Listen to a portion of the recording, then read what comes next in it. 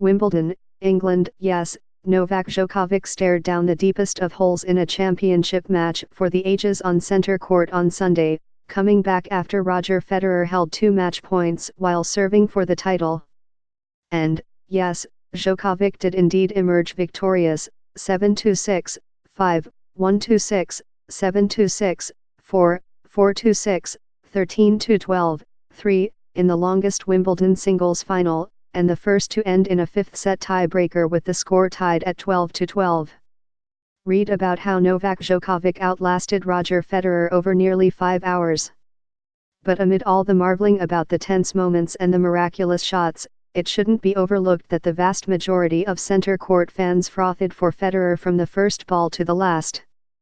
Crowds always respond to him with that kind of backing, but the nearly existential fervor is only growing as he continues to challenge for major titles at 37. "Let's go Roger," and "Come on, Roger, you can do it, Roger," echoed so loudly and with such strident urgency that it is probably still ringing through the Wimbledon air. When Federer at long last pushed the match to the brink, gaining a match point as he served at 8-7 in the fifth set, the crowd seemed ready to shake center court to its studs. But Djokovic simply would not back down. It was a mental feat as much as a physical one. This match showed vividly what separates Djokovic from the pack. Once again he proved that, when it comes to guts and gumption, when it comes to pure ability to handle crunch time, he is as unwavering as any player in tennis history. "It was probably the most demanding match I was ever part of," he said. "Mentally, this was a different level." Djokovic noted that he had come prepared. He'd visualized maintaining a state of inner steadiness, prepped himself to face the pro-Federer frenzy. "One thing that I promised myself coming onto the court today," he said, "was that I need to stay calm and composed. I knew that the atmosphere will be as it was." You could sense what Djokovic would face 2 hours before the final, when fans lined up underneath an overhead walkway that leads from a player's lounge to center court, hoping to catch even a glimpse of tennis royalty. "He just walked past us, he did," one man in the crowd said. "Roger. Never mind that actual royalty, the Duke and Duchess of Cambridge, were in attendance Sunday. When the championship match began, it was beautiful to watch. The aggressive Federer and the counterpunching, never give an inch Djokovic were reminiscent of Ali against Frazier. There were drop volleys that spun low at seemingly impossible angles. There were screaming ground strokes that touched the lines. There was Djokovic, still standing after being bludgeoned, particularly in a 6-1 second set loss in which he looked out of sorts. Djokovic had a smattering of supporters. Among them were his family, coaches and friends, who sat in one small corner of the court. There were others, though not many. A woman sat at another corner, with a printout of the flag of Serbia, Djokovic's homeland, in her hand. She rose with it on occasion after he won points, chanting his name. Since the start of the 2011 season, Djokovic has been the dominant force in men's tennis, even in the context of the Big Three. He holds a 21-10 record over Nadal in the past 9 seasons.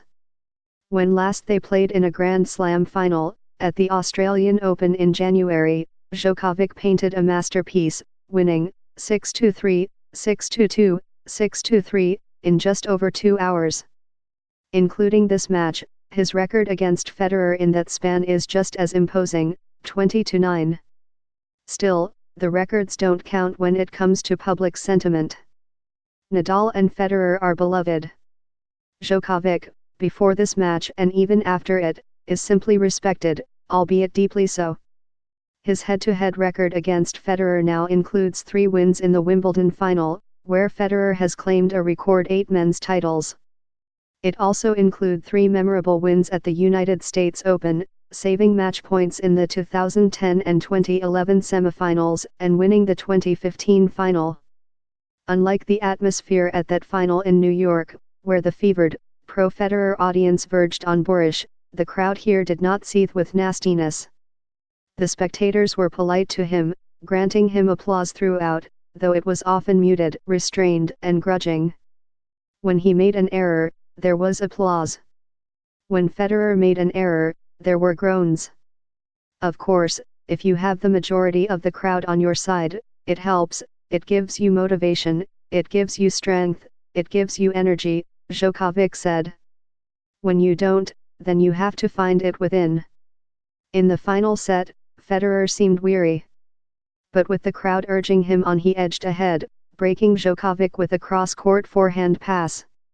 History was about to be made. Another title was about to be won by Federer, his 9th at Wimbledon, which would have tied Martina Navratilova's record. The crowd went apoplectic. One man could be heard yelling to no one in particular, and to everyone, "Oh my God, we are going to see him win. Roger is going to win." There it was again. Bedlam in the stands. And the chants, "Roger! Roger! Roger!" After the match, Djokovic revealed some of the secrets behind his will to win. He said he had a mental trick. "When the crowd is chanting Roger, I hear Novak," he said, before flashing a smile. "It sounds silly, but it is like that. I try to convince myself that it's like that." Federer went up 40-15 and had his 2 match points. On the second, he pressed forward. Djokovic took 2 solid strides to his right and rocketed a dipping forehand pass for a winner. 2 points later, he evened the match. They would play 8 more games and then a winner-take-all tiebreaker. Djokovic won when Federer shanked a forehand that fell well out. Oftentimes, when he wins a big match, Djokovic makes a display of thanking the crowd by turning to each side of the court and blowing kisses and making gestures that show his love. On Sunday, when the end finally came, there was none of that. He stood in the center of the court, looking out the crowd, stoic and satisfied. It was clear he'd beaten 2 opponents.